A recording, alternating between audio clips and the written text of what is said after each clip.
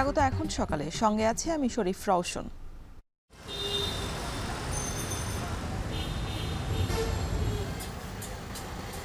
রাস্তাটা কাটছে, একটু তাড়াতাড়ি ঠিক করার কথা করতেছে না, চলাফেরা করতে পারে না। তারপর যে ময়লা পানি যাওয়া আসা, তারপর রাস্তার কাজ আমরা চাই আরো দ্রুত হোক। কাজটা চালু করছিল, গ্যাঞ্জামের পরের থেকে হেরা আর আসে নাই। বিভিন্ন সংস্থার মধ্যে বেশ কিছু রদবদলও দেখা যাচ্ছে। সেই ক্ষেত্রে এগুলো হয়তো একটু কিছুদিনের জন্য হয়তো একটু অনিশ্চয়তার মধ্যে পড়বে। যারা বাস্তবায়নকারী সংস্থা তারা সেটাকে বিবেচনায় নিলে আমার মনে হয় হোঁচটটা যেটা খেয়েছে সেটা দাঁড়াতে বেশি দিন সময় লাগবে না আর কি। শেখ হাসিনার পতনের পর বিভিন্ন উন্নয়ন প্রকল্পের ঠিকাদার ও ইঞ্জিনিয়াররা পালিয়ে যাওয়ায় বন্ধ অনেক প্রকল্পের কাজ।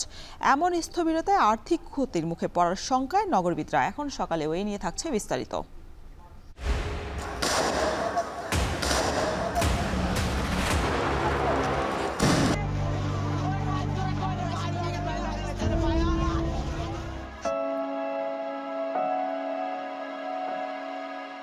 যদি আমার কিছু হয়ে যায় মনে করবা যে তোমার স্বামী শহীদ হয়ে গেছে। আমি এটা বিশ্বাস করি না, আমার ভাই তো মরতে পারে না। যে ব্লাডটা বন্ধ করা যায় কিনা, অনেক প্রায় এতখানি তুলার মতো আমার হাতে ছিল, পুরা তুলা ভিজা ভার হয়ে গেছে। গ্রামে গ্রামে এবং বিভিন্ন মন্দির পাহারা দিচ্ছে। প্রশাসনও আমাদেরকে দেখছে এখন এবং তারাও আমাদের প্রতি লক্ষ্য রাখতেছে। স্বেচ্ছাসেবক যারা আছে বিভিন্ন পর্যায়ে মানুষ নিজেদের পর্যায়ে তারা একটা কমিটি করে তারা নিজেরাও পাহারা দিচ্ছে।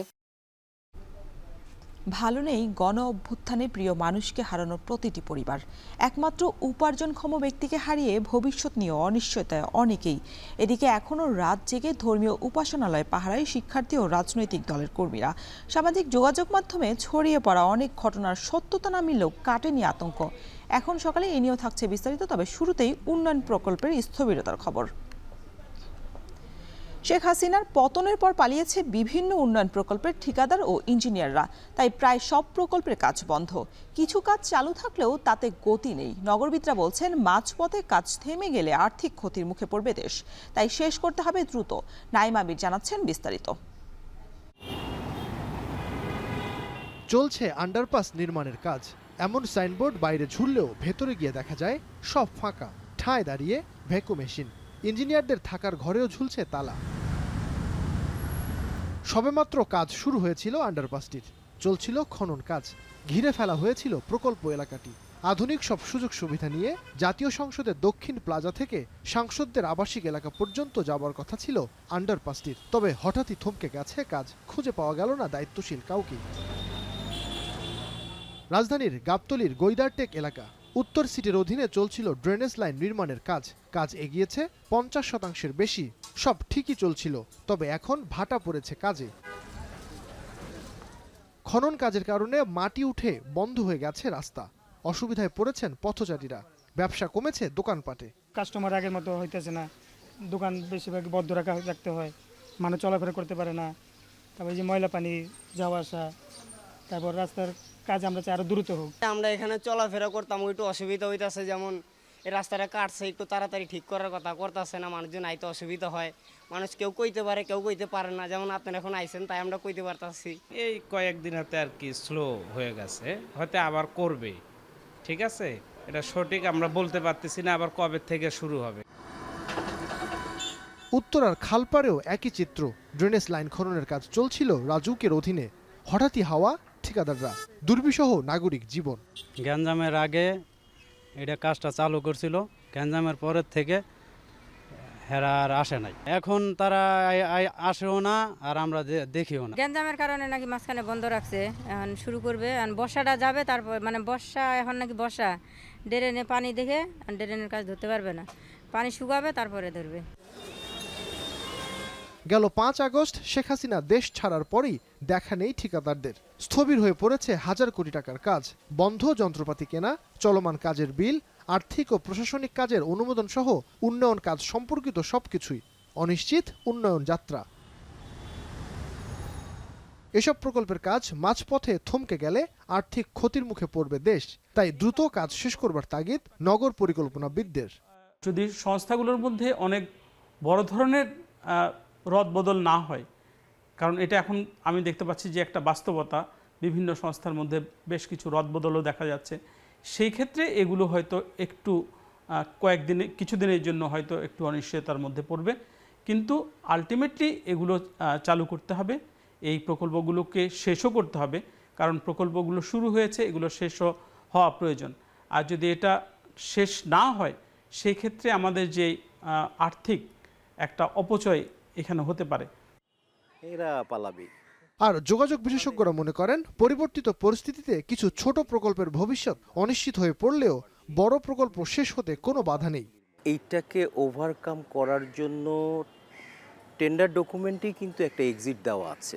যদি কোনো আনফোরসিন কোনো অবস্থা তৈরি হয় যার ফলশ্রুতিতে কাজ সাময়িক বন্ধ হয়ে যায়, তাহলে তাকে জাম্প স্টার্ট কীভাবে করতে হবে তার জন্য ফোর্স মেজরই দেওয়া আছে। তো সেই হিসাবে আমি কোনো কনস্ট্রাকশনের কোনো অনিশ্চয়তা দেখি না, যেটা ছিল সেটা কেটে গেছে, এবং এটার জন্য যেই ক্ষতিপূরণটা সেটার প্রভিশনটাও যেহেতু টেন্ডারে আছে, যারা বাস্তবায়নকারী সংস্থা তারা সেটাকে বিবেচনায় নিলে আমার মনে হয় হোঁচটটা যেটা খেয়েছে সেটা দাঁড়াতে বেশি দিন সময় লাগবে না আর কি। যদিও সদ্য বিদায়ী সড়ক পরিবহন ও মহাসড়ক বিভাগের সচিবের দাবি, তাদের অধীনে কোনো প্রকল্পের কাজ বন্ধ নেই। না, কোনো কাজ বন্ধ নেই। আমাদের বলছে সবগুলো কাজ ফাংশন রাখতে হবে, চলমান কাজ, কোনো কাজ বন্ধ না। বিগত আওয়ামী লীগ সরকারের আমলে দৃশ্যমান উন্নয়ন দেখাতে ছোট বড় মাঝারি বিভিন্ন রকমের উন্নয়ন প্রকল্প হাতে নেওয়া হয়েছিল, আর বিভিন্ন সময়ে কারণে কিংবা অকারণে এই প্রকল্পগুলোর ব্যয় বেড়েছিল, একই সাথে বেড়েছিল সময়, যার অন্যতম বড় উদাহরণ এই সড়ক বিভাগের অধীনে সংসদ ভবনের আন্ডারপাসটি। 2022 সালে এই প্রকল্পটির কাজ শুরু হওয়ার কথা থাকলেও 2 বছর বিরতি দিয়ে এবং একই সাথে সময় বাড়িয়ে এবং টাকা বাড়িয়ে এই প্রকল্পটি শুরু হয়েছিল চলতি বছরের এপ্রিলে। কিন্তু শেখ হাসিনার পতনের পর এই প্রকল্পটির ঠিকাদার এবং একই সাথে ইঞ্জিনিয়াররাও পালিয়ে যায়, যার কারণে স্থবির হয়ে পড়ে প্রকল্পটি।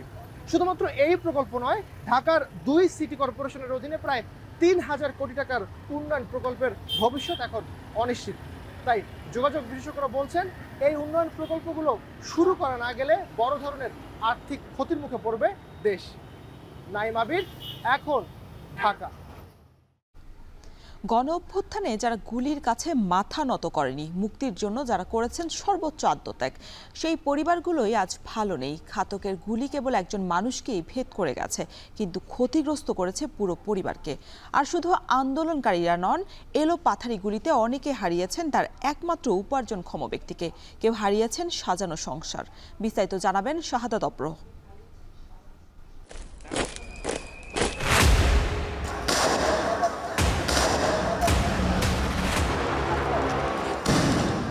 ঘাতকের টিগার থেকে মুহুর্মুহু ছুটছে যে বুলেট, তার গন্তব্য কোথায়? বুক এফোর করা সে বুলেট বিদীর্ণ করেছে জুয়েলের রক্তে মাংসের শরীরকে।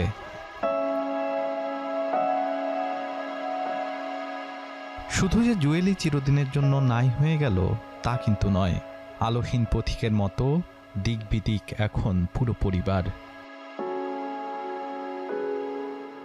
কি খাবে, কোথায় থাকবে, এমন নির্মম শোকে কাঠ হয়ে যাওয়া পরিবারের 9 সদস্যের কারো জানা নেই। জুয়েল চলে যাবার পর তাদের বিদীর্ণ বুকে সম্বল শুধু চোখের পানিটুকুই।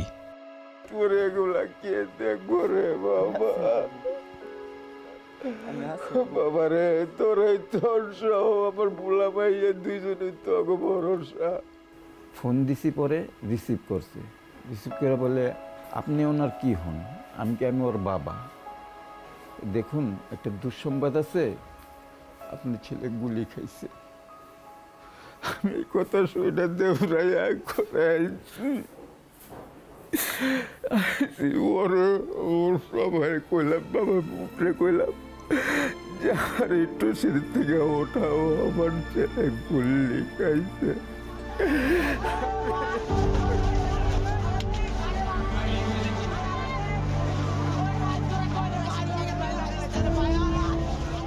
শত্রুপক্ষ পাকিস্তানি বাহিনী, মুক্তিযুদ্ধ, এ প্রজন্মের বইয়ের পাতায় জেনেছে অনেক কিছুই, কিন্তু এ কোন যুদ্ধ?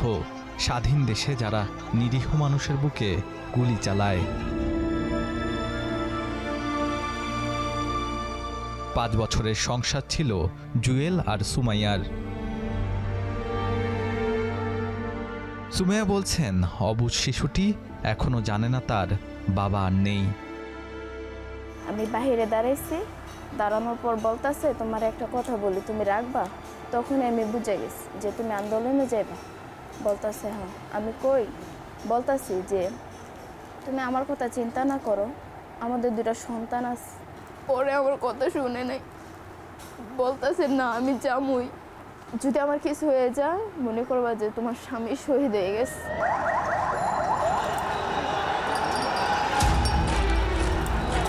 তারিখটি ছিল 4 আগস্ট। পুরো শহর রণক্ষেত্র। ছাত্র জনতার এক দফা স্বৈরশাসন পতনের দাবিতে রাজপথ উত্তাল। রাজপথের দাবি উপেক্ষা করতে পারেনি জুয়েলের পুরো পরিবার।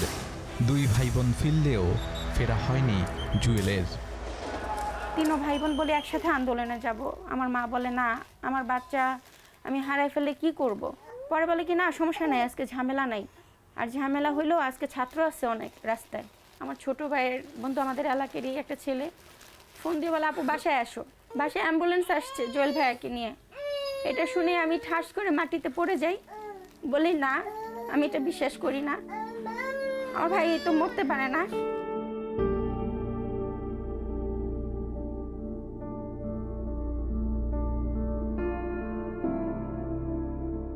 পুলিশের মুহুর্মুহুর গুলিতে 20 জুলাই সারা দেশ থেকে আসে ছাত্র নিহত হবার খবর। তবে বৈষম্য বিরোধী ছাত্র আন্দোলনের সাথে যুক্ত নন এমন অনেকেই নিহত হয়েছে এই সময়।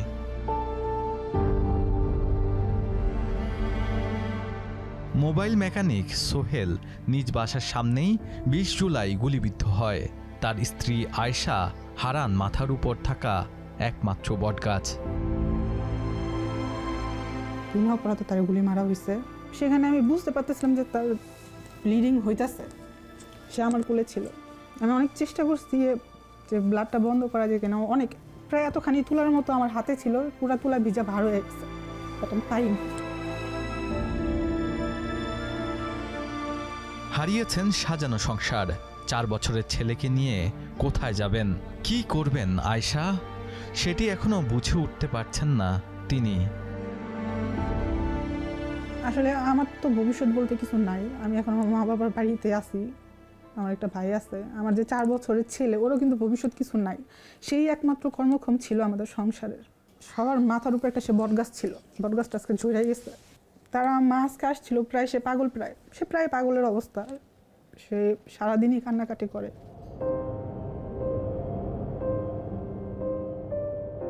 শিক্ষার্থীদের এই আন্দোলনে ফিরে যেতে হয় রুদ্র মোহাম্মদ শহীদুল্লাহর কাছে, যেখানে রাইফেল তাক করা সৈনিককে তিনি প্রশ্ন করেছিলেন, তোমার বুলেট মানুষের বুক লক্ষ্য করে ছুটে যাচ্ছে, যে মানুষের মধ্যে কেউ একজন তোমার ভাই, কেউ একজন তোমার পিতা, কেউ একজন তোমার বোন, কেউ একজন তোমার ছেলে, সেই মানুষের দিকে তোমরা টার্গেট প্র্যাকটিস করছো।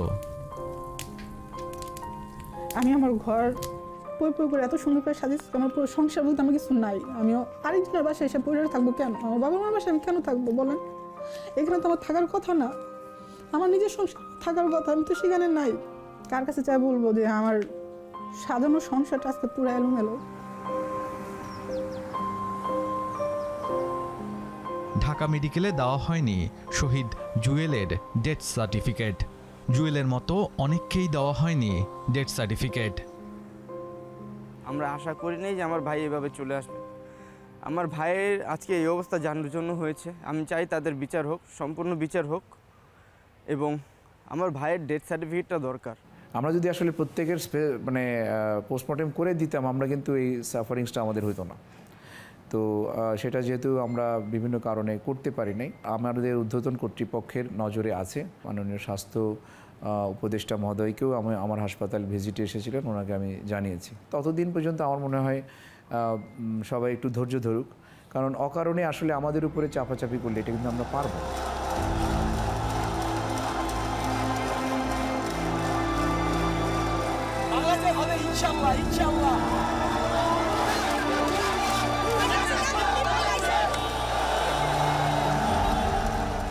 শত শত পরিবারের আত্মত্যাগে দেশ মুক্ত হয়েছে কর্তৃত্ববাদ শাসনের হাত থেকে। তাদের রক্তের ঋণ এ জাতি মনে রাখবে অনন্তকাল, এমনটাই বলছে নতুন প্রজন্ম।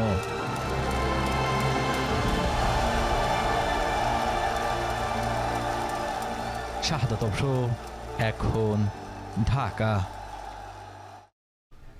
চলমান পরিস্থিতিতে চট্টগ্রাম বিভাগের বেশিরভাগ জেলাতেই বিরাজ করছে সাম্প্রদায়িক সম্প্রীতি।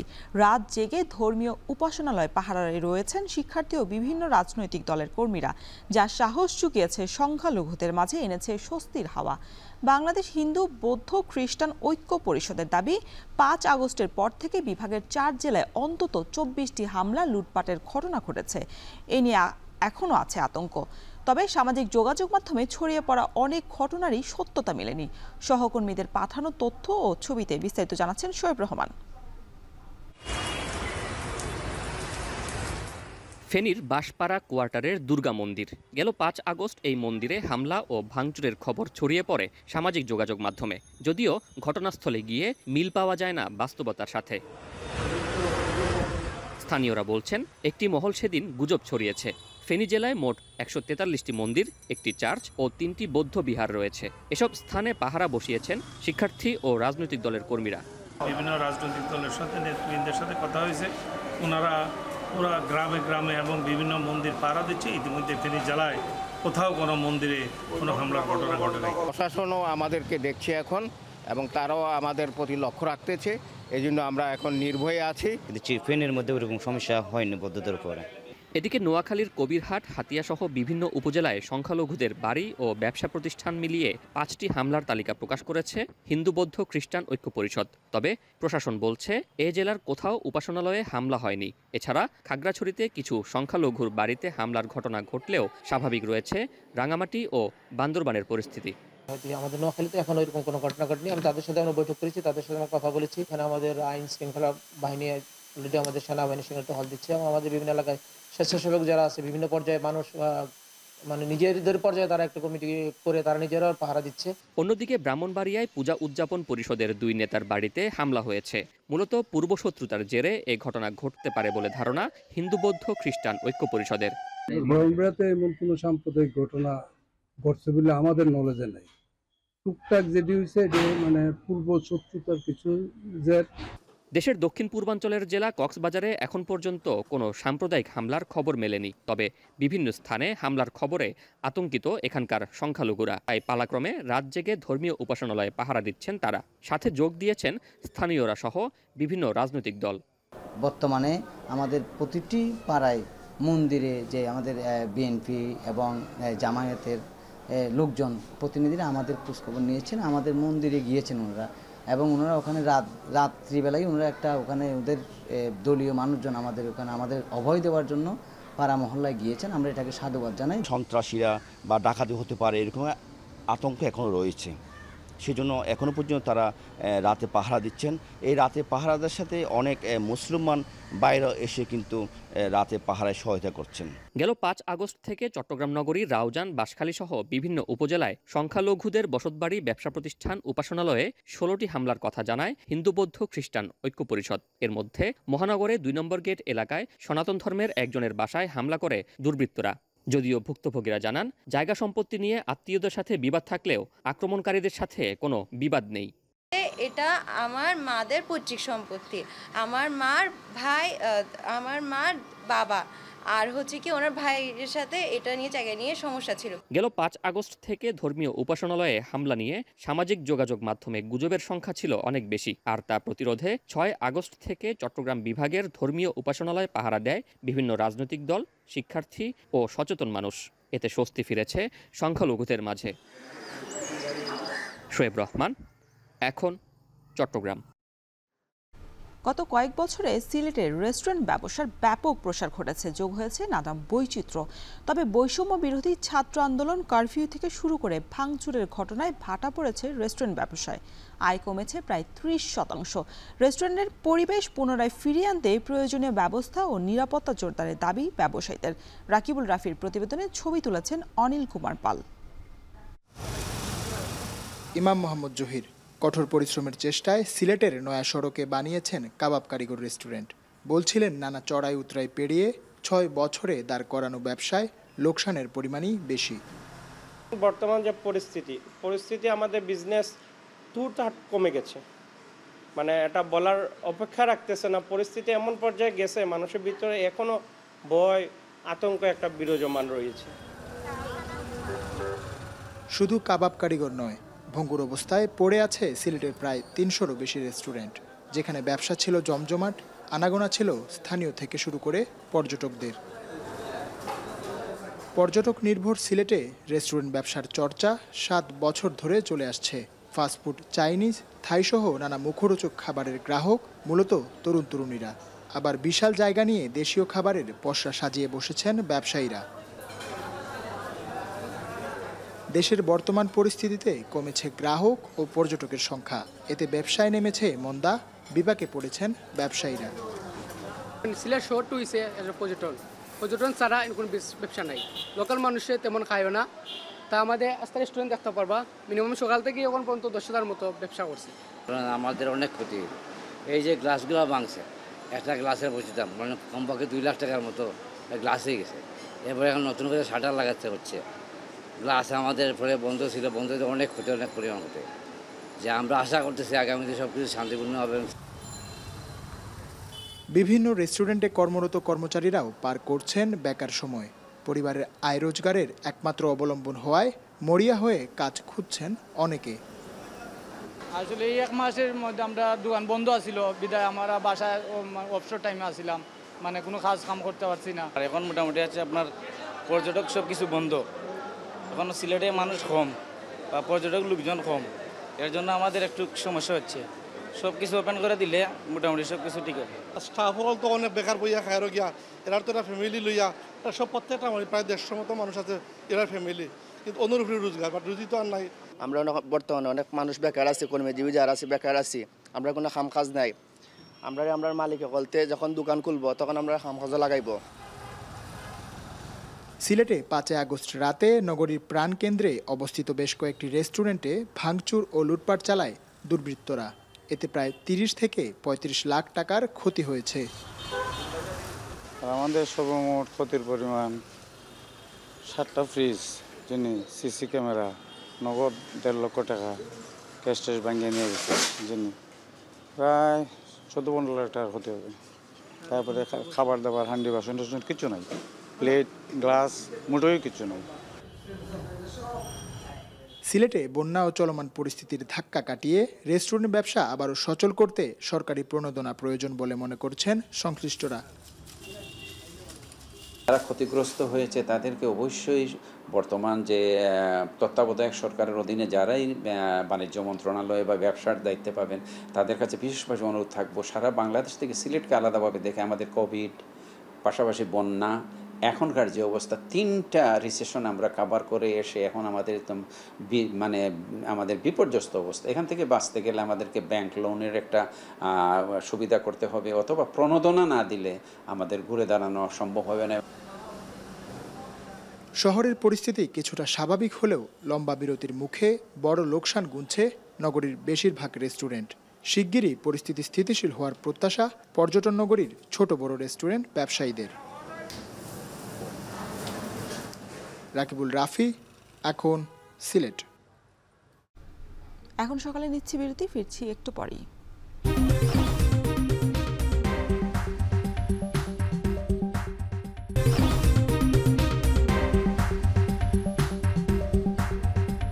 বিরতির পর ফিরে এলাম, দেখছেন এখন সকাল। ব্রাহ্মণবাড়িয়ার আখাউড়া স্থল বন্দরের গুদামে 2 বছর ধরে পড়ে আছে ভারত থেকে আনা 228 টন গম।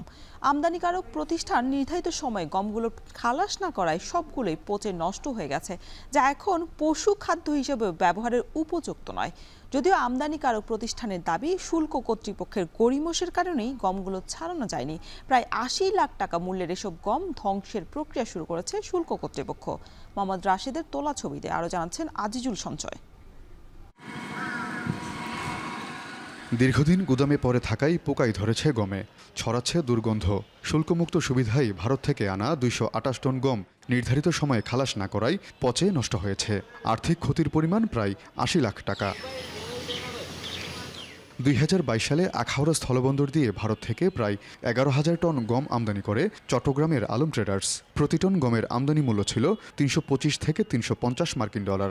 চাহিদা থাকায় আমদানির পরপরই বন্দর থেকে গম খালাস করে আমদানিকারক প্রতিষ্ঠানটি। তবে ওই বছরের জুনে টানা বর্ষণ ও পাহাড়ি ঢলের কারণে গম আমদানি বন্ধ হয়ে যায়। পরবর্তীতে আগস্ট মাস থেকে আবারও বন্দরে আসতে শুরু করে আটকে থাকা গমের চালান। তবে ওই সময় ভালো গমের সঙ্গে বৃষ্টিতে ভেজা 228 টন গম পাঠায় পশ্চিমবঙ্গের একটি রপ্তানিকারক প্রতিষ্ঠান। তাই ভালো গমগুলো আগে খালাস করে আমদানিকারক প্রতিষ্ঠান। পরবর্তীতে ভেজা গমগুলো ছাড়াতে গেলে শুল্ক কর্তৃপক্ষ গড়িমসি করায় গমগুলো আর ছাড়ানো যায়নি বলে অভিযোগ আমদানিকারক প্রতিষ্ঠানের। এতে গমের আমদানি মূল্য পরিশোধ করা যায়নি। আমাদের যেই এলসি ছিল সেটা থেকে এই গমটা খারাপ হওয়ার কারণে আমরা খালি করতে চাই না। কোম্পানির সাথে কথা বলে আমরা একটা নেগোসিয়েশনে গেছিলাম, কিন্তু কাস্টমসে কিছু জটিলতার কারণে আমরা মালটা খালাস করতে পারিনি। পরবর্তীতে মালটা নষ্ট হয়ে যায়। তবে শুল্ক কর্তৃপক্ষ বলছে গমগুলো ভেজা এবং নিম্নমানের ছিল, তাই আমদানি নীতি বহির্ভূত হওয়ায় তখন ছাড় দেওয়া যায়নি। পরবর্তীতে আমদানিকারক প্রতিষ্ঠানকে চিঠি দেওয়া হলে গমগুলো খালাসে আগ্রহী নয় বলে জানায়। তাই এখন এগুলো ধ্বংস করার প্রক্রিয়া চলছে বলে জানান এই শুল্ক কর্মকর্তা। যেহেতু আমাদের প্ল্যান কোয়ারেন্টাইন, তারা রিপোর্ট দিয়েছে যে গমগুলো ভেজা নিম্নমানের, এ কারণে আমাদের যে আমদানি রপ্তানি নীতিমালা আছে সেই নীতিমালা অনুসারে এগুলোকে তখন ছাড় দেওয়া সম্ভব হয়নি। কোয়ারেন্টাইন এবং বিএসটিআইকে চিঠি দিয়েছি যে গমগুলো মনুষ্য বা পশু খাদ্য উপযোগী আছে কিনা। যদি সেটি মনুষ্য এবং পশু খাদ্য উপযোগী থাকে তাহলে সেক্ষেত্রে আমরা সেটা নিলাম করব, আর যদি সেটা মনুষ্য বা পশু খাদ্য উপযোগী না থাকে তাহলে সেক্ষেত্রে এটা আমরা ধ্বংস প্রক্রিয়ায় যাব। আখাউড়া স্থলবন্দর দিয়ে 2021 সালের আগস্টে প্রথম গম আমদানি শুরু হয়। মূলত অন্য পণ্য আমদানি না হওয়ায় শুল্কমুক্ত সুবিধায় আনা গম দিয়েই বন্দরের আমদানি বাণিজ্য সচল ছিল। তবে 2022 সালের মে মাস থেকে গম রপ্তানিতে নিষেধাজ্ঞা দেয় ভারত সরকার। আজিজুল সঞ্চয়, এখন ব্রাহ্মণবাড়িয়া। সিলেটের পাইকারি বাজারে সপ্তাহ ব্যবধানে বেড়েছে প্রায় সব রকম সবজির দাম। এদিকে সাতক্ষীরার বাজারে সরবরাহ বাড়লেও সবজির দাম কমছে না। আলু ও পেঁয়াজের দাম রয়েছে অপরিবর্তিত। বিস্তারিত জানাতে সিলেট নগরীর সোভানীঘাট থেকে যুক্ত হচ্ছেন সহকর্মী রাকিবুল রাফি এবং সাতক্ষীরার সুলতানপুর বড় বাজার থেকে যুক্ত হচ্ছেন সহকর্মী আহসান রাজীব। শুরুতেই চলে যেতে চাই একটু রাফির কাছে। রাফি, সবজির দাম বাড়ার কারণ কি বলছেন বিক্রেতারা? রোশন, প্রতিদিন সকালে যেরকমটা ভিড় ব্যস্ততা থাকে এই সোভানীঘাট বাজারে, ঠিক সেরকমটা থেকে কিছুটা ভিন্ন আজকে ছুটির দিনে। আসলে ছুটির দিনে আমরা দেখতে পেয়েছি যে ট্রাক থেকে শুরু করে ভ্রাম্যমাণ যারা বিক্রেতা রয়েছেন তারা কিন্তু একরকম কমই বলা চলে, কম সংখ্যক বলা চলে। এবং একই সাথে সাথে তাদেরকে আমরা জিজ্ঞেসও করেছি যে আসলে এই যে ছুটির দিনের যে বাজারের পরিস্থিতি কিছুটা ভিন্ন কেন। তারা বলেছেন যে আসলে যে ট্রাকগুলো দূর দূরান্ত থেকে আসে সরবরাহ কিছুটা কমে যায়, যার কারণে ঢাকা চট্টগ্রামগুলোর দিকে ট্রাকগুলো যায় এবং সিলেটের দিকে আসে না। এবং তারা এটাও বলেছেন যে আসলে ক্রেতাদের সাথে একরকম বাকবিতনটা শুরু হয় পাইকারি থেকে খুচরা বাজারে, কারণ যারা যে দামে আসলে কিনেন শাকসবজি সেই দামে তারা বিক্রি করতে পারে না। আমি আজকের দাম দরটা কিছু জানিয়ে দিই আপনাদেরকে যে বরবটি বিক্রি হচ্ছে 70 টাকা করে, পটল 32, বাঁধাকপি 65, কাঁচামরিচ বিক্রি হচ্ছে 300 টাকা করে, সেটা কিন্তু কিছুটা বেড়ে গিয়েছে।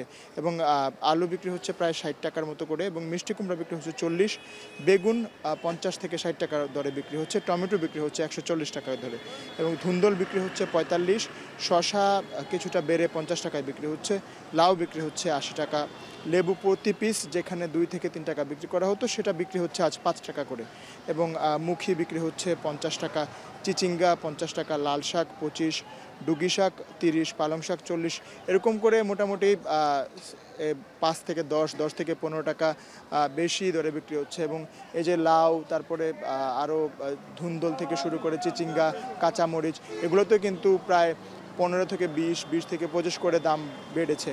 এবং একই সাথে সাথে আরও জানিয়ে দিচ্ছি যে শুধু সবজির মধ্যেই পেঁপেতে কিছুটা দাম কমেছে, এবং খুচরা বাজারে কিন্তু অনেকেই পেঁপে কিনে স্বস্তি কথা প্রকাশ করেছেন এবং অন্যান্য যে সবজি সেগুলোতে কিন্তু খুচরা বাজারেও দাম অনেকটা বাড়তি দেখা গিয়েছে। তো সব মিলিয়ে বলা চলে আসলে পাইকারি আড়তেও দাম বাড়তি, খুচরা বাজারে তো এমনিতেই দাম বাড়তি আছে এবং বাজার মনিটরিং যারা শিক্ষার্থীরা করেছেন তাদের কিন্তু এখন বাজারে আর দেখা যাচ্ছে না এবং বিক্রেতা যারা আছেন তারাও বলছেন যে আসলে সরবরাহ কম থাকায় দাম কিছুটা বাড়তি দিয়ে বিক্রি করতে হচ্ছে তাদের। তো এই ছিল আমার কাছে সিলেটের সোবানীঘাট থেকে সর্বশেষ খবরাখবর। রওশন। সিলেট থেকে একটু চলে যেতে চাই এবার সাতক্ষীরায় আছেন আমাদের সহকর্মী রাজীব। রাজীব, সরবরাহ বাড়ার পরও দাম কেন কমছে না এবং বাড়তি দাম বাড়ার কারণ হিসেবে কি বলছেন ক্রেতা এবং বিক্রেতারা? রওশন, বছরের এই সময়টিতে সাতক্ষীরার বিভিন্ন এলাকায় ঘেরে আইলে কিন্তু সবজি চাষ হয় এবং সেই সবজিগুলো বাজারে উঠতে শুরু করেছে এবং সরবরাহ কিন্তু অনেকটাই স্বাভাবিক। তারপরও এখানে দাম কমছে না। ব্যবসায়ীরা যেটি বলছেন যে এখানকার যে সবজিগুলো উৎপাদন হয় সেগুলো মূলত ঢাকা, খুলনা সহ দেশের অন্যান্য বাজারগুলোতে চলে যাচ্ছে, যে কারণে মূলত দামের উপরে প্রভাবটি পড়ছে। স্থানীয় বাজারে এটি আজকের বাজার দর যদি বলি, এখানে প্রতি কেজি শসা বিক্রি হচ্ছে 20 থেকে 25 টাকায়, এছাড়া খেরাই রয়েছে সেগুলো বিক্রি হচ্ছে 30 থেকে 35 টাকায়। একই সাথে বরবটি এবং ঢেঁড়স বিক্রি হচ্ছে 30 থেকে 35 টাকা প্রতি কেজি। একই সাথে এখানকার টমেটো গুলো যেগুলো বাইরে থেকে আসে, সেগুলো ভারত থেকে যেগুলো আসে সেগুলো বিক্রি হচ্ছে 80 থেকে 90 টাকায়। এছাড়া ঝাল বিক্রি হচ্ছে 150 টাকা থেকে 200 টাকা কেজিতে। এছাড়া নতুন করে কিছু সবজি বাজারে উঠতে শুরু করেছে এই সিজনে, সেগুলো ওঠে, সেগুলো ওল, এটি বিক্রি হচ্ছে 40 থেকে 45 টাকা কেজিতে। একই সাথে বেগুনের দাম কিন্তু কিছুটা কমেছে। বেগুন আগে 50 থেকে 55 টাকায় বিক্রি হলো, এখন 40 থেকে 45 টাকা বিক্রি হচ্ছে। এছাড়া অন্যান্য সবজিগুলোর দামও কিন্তু প্রায় অপরিবর্তিত।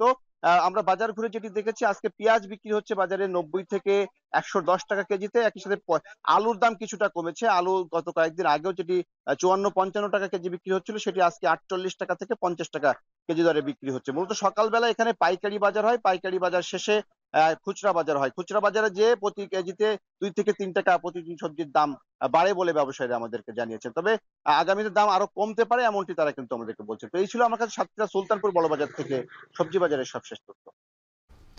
ঢাকার বাইরের সবজির বাজারের খবর জানাতে যুক্ত ছিলেন সহকর্মীরা। কাঁঠাল কেনাবেচার 200 বছরের ঐতিহ্যবাহী নরসিংদীর পুরাদিয়া হাট। গ্রামীণ এই হাটে চলতি বছরে এখন পর্যন্ত অর্ধশত কোটি টাকার কাঁঠাল কেনাবেচা হয়েছে। তবে পর্যাপ্ত দাম না পাওয়ার অভিযোগ করছেন অনেকেই। রাকিবুল ইসলামের প্রতিবেদন, ছবি তুলেছেন কৌসার আহমেদ। ভোরের আলো ফুটতেই ব্যস্ততা বাড়ে নরসিংদীর বেলাব উপজেলার 200 বছরের ঐতিহ্যবাহী পুরাদিয়া হাটে। বেলা বাড়ার সাথে সাথে হাটে মৌ গন্ধ বাড়ে জাতীয় ফল কাঁঠালের। স্থানীয়রা হাটে কাঁঠাল নিয়ে আসে সাইকেল ও ভ্যানে, আসে ঘোড়ার গাড়িতেও। কাঁঠাল ঘিরে বাড়ে ক্রেতা ও পাইকারদের সমাগম। মান ও আকার ভেদে চলে দরদাম। গেল কয়েকদিনের তুলনায় কাঁঠালের দাম কমেছে বলছেন বিক্রেতারা। বড় আকারের এই ফলের মূল্য সর্বোচ্চ 50 টাকা, যা আগে বিক্রি হতো 70 থেকে 90 টাকায়। হিমাগার স্থাপন করা গেলে কাঁঠালের পর্যাপ্ত দর পাওয়া সম্ভব বলছেন বিক্রেতারা। আমার দাদা করছে কাঁঠালের ব্যবসা, আমার বাপেও করছে, আমিও করছি। বিভিন্ন জায়গার তাই ফাড়ুলিতে, দলিভারতে, আপনার জামালপুরতে, বামনাগাঁওতে সাইকেলে করে অনেকেই নিয়ে আসে, গোলগলিয়া থেকে নিয়ে আসে, আপনার বাবলা, আপনার দাপুনিয়া, বিন্নাবাই, বিভিন্ন পাইকাররা এখান থেকে কাঁঠাল নিলে দেখা যাচ্ছে পাইকারটা লাভবান। সুনামগঞ্জ, সিলেট, কিশোরগঞ্জ, ভৈরব ও রাজধানী ঢাকাসহ দেশের বিভিন্ন প্রান্ত থেকে দিনভর পাইকার আসে এই হাটে। স্থানীয় চাহিদা মিটিয়ে যা চলে যায় দেশের বিভিন্ন প্রান্তে। আমরা এইখানে প্রচুর পরিমাণ কাঁঠাল আমদানি হয়। এটা কাঁঠাল এলাকা, পাহাড়ি এলাকা, বিভিন্ন এলাকায় চাষ আসে। কিন্তু আমি বিভিন্ন জায়গাত নেই, যেমন ভৈরব চালান করি, যেমন আপনার এই রায়পুরা চালু করি, আবার বামবাড়া দেই। গ্রামের এলাকার বাজার আছে, বাজারে নিয়ে ওনারা বেচে, যার কারণে হয়তো আমরা এখানে আইসা ভালো ব্যবসা করতে পারি, সুযোগ সুবিধা ভালো। কর্তৃপক্ষ বলছে হাট ঘিরে বছরে কোটি টাকার বেশি ইজারা পায় সরকার। ইজারা প্রায় 1 কোটি টাকা সরকার রাজস্ব পাচ্ছে প্রতি বছর। 27টা জন নিরাপত্তা কর্মী আছে, লেনদেনের জন্য মানে সম্পূর্ণ দিক খেয়াল রাখে ওরা, আর এমনিও সুযোগ সুবিধা পাই। এই জন্য বিভিন্ন এলাকা থেকে, বিভিন্ন জেলা থেকে আমাদের বাজারে এই ব্যাপারী ক্রেতা আসে। চলতি বছর জেলায় 1500 হেক্টর জমিতে কাঁঠালের আবাদ হয়েছে। এই হাটে দৈনিক লেনদেন হয় অন্তত 60 লাখ টাকার কাঁঠাল। পুরো মৌসুম জুড়ে এই হাটের মোট লেনদেন দাঁড়ায় 50 কোটি টাকার বেশি। রাকিবুল ইসলাম, এখন নরসিংদী। এখন সকালে নিচ্ছে আরও একটা বিরতি, ফিরছে একটু পরেই।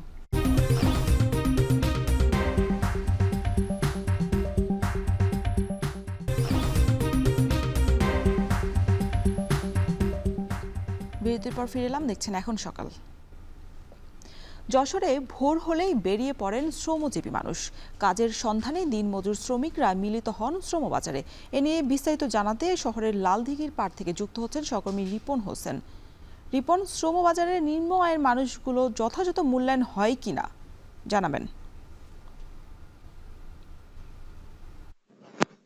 ভোর রাত থেকে কিন্তু এই যে শহরের লালদিঘির পাড় রয়েছে, এখানে মানুষ জড় হতে থাকে।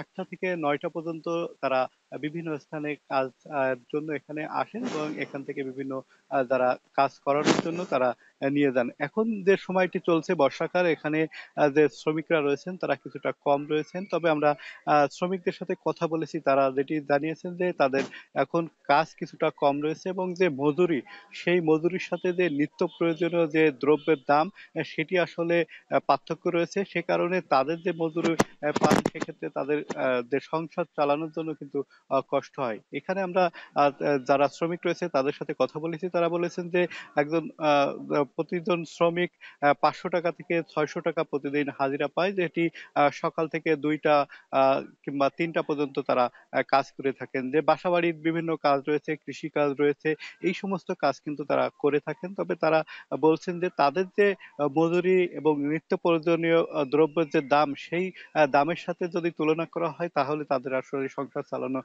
খুবই কষ্ট হয়ে যায়। এখানে যারা আসছেন বিভিন্ন স্থান থেকে শ্রমিকরা, যদিও এখন বর্ষাকাল চলছে, কাজ কিছুটা কম রয়েছে এমনটি কিন্তু তারা বলছেন। আগের তুলনায় এখন কাজের সংখ্যাও কম এবং এখানে যে শ্রমিকরা আসেন তার সংখ্যাও কম। আমরা দেখেছি গ্রামের দিকে যে কৃষি কাজ হয় সেই কৃষি কাজের সংখ্যাও কম। সব মিলে এই ছিল এখান থেকে আমার কাছে সর্বশেষ। যশোর থেকে শ্রমজীবী মানুষের খবর জানাচ্ছিলেন সহকর্মী রিপন হোসেন।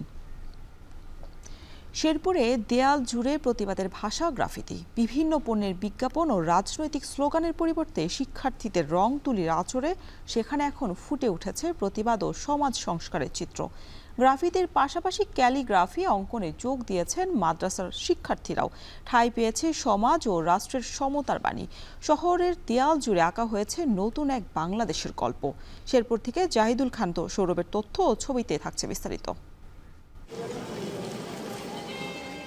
কিছুদিন আগেও শেরপুরের বিভিন্ন শিক্ষা প্রতিষ্ঠান ও সরকারি স্থাপনার মলিন ও বিবর্ণ দেয়াল যেন প্রাণ ফিরে পেয়েছে। যেসব দেয়ালে একসময় বিভিন্ন পণ্যের বিজ্ঞাপন ও রাজনৈতিক স্লোগানে ভরে থাকত, সেখানে এখন শিক্ষার্থীদের রং তুলির আঁচড়ে ফুটে উঠছে গ্রাফিতি ও প্রতিবাদের বিভিন্ন স্লোগান। এসো শেরপুর সাজাই গ্রুপের উদ্যোগে জেলার ডিসি গেট, থানামোড়, শাপলা চত্বর ও বিভিন্ন শিক্ষা প্রতিষ্ঠানে শিক্ষার্থীদের আঁকতে দেখা যায় নানা চিত্র। কেউ পেশাদার না হলেও তাদের রং তুলিতে ফুটে তুলছেন বৈষম্যহীন নতুন বাংলাদেশের চিত্র। যত দেওয়াল ক্ষতিগ্রস্ত হয়েছে সবাই মিলে একসাথে কাজ করব, এর জন্য আমরা শেরপুর শহরের সবাইকে চাচ্ছি যাতে আমাদের কাছে এগিয়ে আসুক। পুরো শেরপুর সাজাবো এবং সবাই যেন সহযোগিতা করে এমনটাই আশা করতেছি। তার দেওয়ালগুলোতে অনেক কিছু লিখতেছে, আমাদের যে 2024-এর যে আমাদের যে গণঅভ্যুত্থানটা ছাত্রদের জনতার, তো এই বিষয়গুলো তারা দেয়ালের মধ্যে ফুটিয়ে তুলছে। এসব গ্রাফিতি ও ক্যালিওগ্রাফি অঙ্কনে বিভিন্ন কলেজের শিক্ষার্থীদের পাশাপাশি যোগ দিয়েছেন মাদ্রাসার শিক্ষার্থীরাও। ক্যালিওগ্রাফিতে ছাত্র অভ্যুত্থানে শহীদদের প্রতি শ্রদ্ধার পাশাপাশি উঠে এসেছে সাম্প্রদায়িক সম্প্রীতির কথা। বাংলার পাশাপাশি আরবি সৌন্দর্য যেন আমাদের বাঙালির মধ্যে একটা সৌন্দর্য ফুটে ওঠে। এই জন্য আমরা যারা কওমি মাদ্রাসার ছেলেবেলারা আছি, ছাত্র ভাইরা আছি, আমরা তারা একটা উদ্যোগ নিয়েছি। পুরো বাংলাদেশ জুড়ে গ্রাফিতি হচ্ছে, এজন্য আমাদের শেরপুর জেলায় হচ্ছে। এটা একটা আমাদের ইসলামিক শৈল্পিক কার্যক্রম। আন্দোলনে শহীদদের স্মৃতির প্রতি শ্রদ্ধা নিবেদন এবং ভবিষ্যতে কেমন বাংলাদেশ হবে তা বর্তমান ও আগামী প্রজন্মের মধ্যে ছড়িয়ে দিতেই এই উদ্যোগ। সবাই মিলে শেরপুরটাকে নতুনভাবে সাজাতে চাচ্ছি। শেরপুরে যারা শহীদ হয়েছে, এই সহ সারা বাংলাদেশে যত শিক্ষার্থী শহীদ হয়েছে তাদের স্মরণে আমরা শেরপুরের বিভিন্ন স্থাপনায় কাজ করতেছি, গ্রাফিটির কাজগুলো আমরা করতেছি। বৈষম্যহীন নীতির বাস্তবায়নে প্রতিবাদের ভাষা হিসেবে বেছে নেওয়া হয়েছে গ্রাফিতি। যা বলা যায় না তাই যেন রং তুলিতে ফুটিয়ে তোলা হচ্ছে। শেরপুরকে নতুনভাবে সাজানোর জন্য বিভিন্ন বিশ্ববিদ্যালয়ের শিক্ষার্থীরা সহ শেরপুর সাজাই নামক একটি গ্রুপ তৈরি হয়েছে, যারা শেরপুরকে রঞ্জিত করার জন্য তারা এই কাজ করে যাচ্ছে। সাম্য, সম্প্রীতির ও অসাম্প্রদায়িকতার চিত্র ফুটিয়ে তুলতে শেরপুরের বিভিন্ন শিক্ষা প্রতিষ্ঠানের শতাধিক শিক্ষার্থী অংশ নেন। এখন শেরপুর।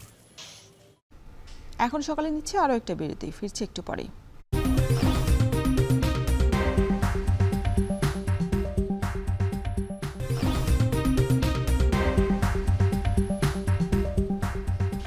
বিরতির পর ফিরে এলাম আবারও, দেখছেন এখন সকাল। এবার আন্তর্জাতিক প্রসঙ্গ। এক সপ্তাহে সাংবিধানিক আদালতের 2 রায়ে বিপর্যস্ত থাইল্যান্ডের রাজনীতি। নৈতিকতা লঙ্ঘনের দায়ে পদ হারিয়েছেন প্রধানমন্ত্রী শ্রেথা থাবাসিন।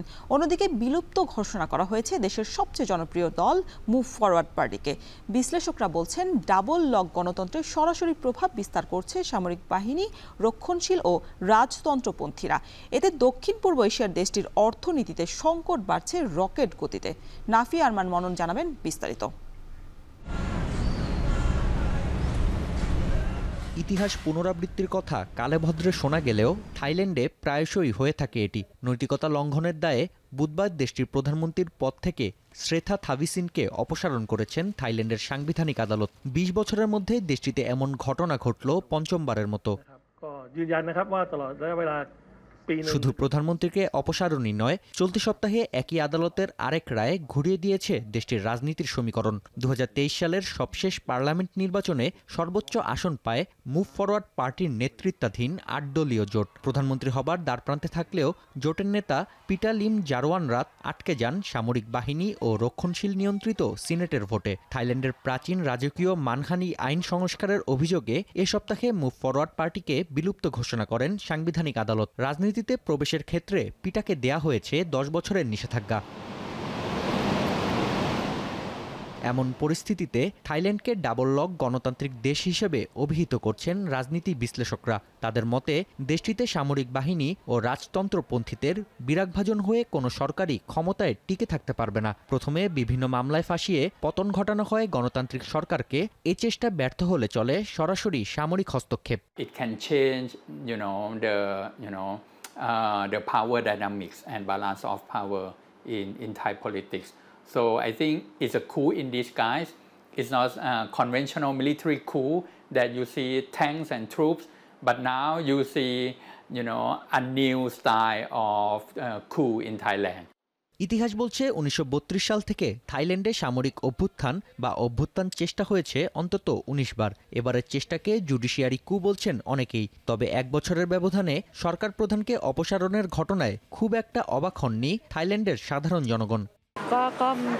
ก็ไม่หวั่นนะคิดว่าเดี๋ยวก็คงมีคนใหม่เข้ามานะคะก็ไม่ได้ตกใจอะไรมากเพราะว่าสภาวะประเทศเราก็เป็นประมาณแบบนี้ใช่ไหมคะค่ะก็คิดว่าเดี๋ยวคนใหม่ก็คงเข้ามาในส่วนที่จะยุบคณะรัฐมนตรีและนายกคนต่อไปผมคิดว่าประชาชนคนไทยทั่วประเทศไทยรู้อยู่แล้วครับว่าใครจะได้เป็นนายกคนต่อไป এই যখন দেশের রাজনীতির অবস্থা, তখন খাদের কিনারায় থাইল্যান্ডের অর্থনীতি।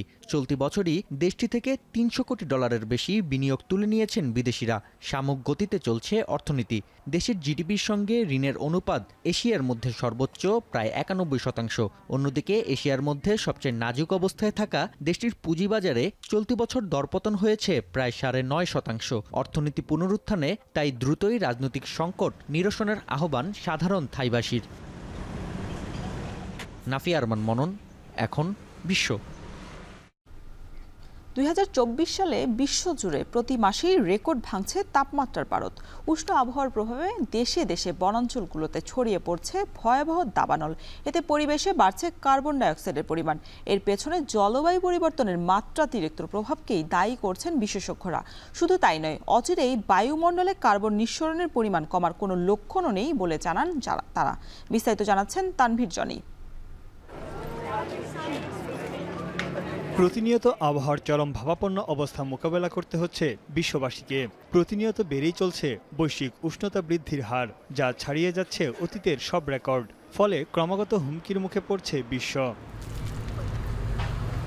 চলতি বছরের ফেব্রুয়ারি থেকে জুলাই এই 6 মাসে তাপমাত্রা বেড়েছে কয়েক গুণ, যা পৃথিবীর ইতিহাসে সর্বোচ্চ তাপমাত্রার রেকর্ড। ইউরোপ, আমেরিকা, এশিয়া সহ প্রায় সব মহাদেশেই বেড়েছে গড় তাপমাত্রার হার। আর্কটিক থেকে দক্ষিণ প্রশান্ত মহাসাগরীয় অঞ্চলে প্রতিদিনই লাফিয়ে লাফিয়ে বাড়ছে তাপমাত্রার পারদ। এল নিনোর প্রভাবে গ্রীষ্মমণ্ডলীয় অঞ্চলের তাপমাত্রা এমনিতেই ঊর্ধ্বমুখী ছিল। এছাড়া মানবসৃষ্ট কারণে জলবায়ুর পরিবর্তন, জীবাশ্ম জ্বালানির ব্যবহার বৃদ্ধি, বন উজাড় সহ নানা কারণে ক্রমাগত উত্তপ্ত হচ্ছে পৃথিবী। 2023 সালে মাত্রাতিরিক্ত গরমের কারণে কেবল ইউরোপেই মারা গেছেন প্রায় 50,000 মানুষ। মধ্যপ্রাচ্য প্রাণহানি ঘটেছে হাজারের উপর। বিশ্ব আবহাওয়া সংস্থা জানায়, চলতি বছরে অন্তত 10টি দেশে তাপমাত্রা ছিল 50 ডিগ্রি সেলসিয়াসের উপর।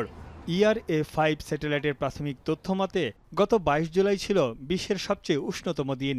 এদিন ভূপৃষ্ঠের গড় তাপমাত্রা ছিল 17.15 ডিগ্রি সেলসিয়াস। বিশেষজ্ঞরা বলছেন, পৃথিবীর অস্বাভাবিক এই তাপমাত্রা কমার নির্দিষ্ট কোনো সময় নেই। বায়ুমণ্ডলে গ্রিনহাউস গ্যাসের উপস্থিতিতে যত দিন যাবে তাপমাত্রা তত বাড়বে। Global average temperatures for the past 13 months now, so that's June 2023 to June 2024, have set new monthly records. এদিকে দীর্ঘ সময় ধরে তাপমাত্রার ঊর্ধ্বগতিতে বাড়ছে দাবানলের ঝুঁকি। ইতোমধ্যেই যুক্তরাষ্ট্র, কানাডা, গ্রিস, স্পেন সহ বিভিন্ন দেশের বনাঞ্চল ও আশেপাশের লোকালয় পুড়ে ছাই হয়ে গেছে। আগুন নিয়ন্ত্রণে আসলেও রক্ষা পাচ্ছে না পরিবেশ। প্রতিনিয়ত পুড়ছে লাখ লাখ একর বনভূমির গাছপালা ও কৃষিজমি। 2023 সালে কানাডায় রেকর্ড পরিমাণ দাবানলের আগুনে প্রায় 2 billion ton carbon die oxide পরিবেশে ছড়িয়ে পড়েছে, যা বিশ্বব্যাপী মোট কার্বন নির্গমনের 4 ভাগের 1 ভাগ।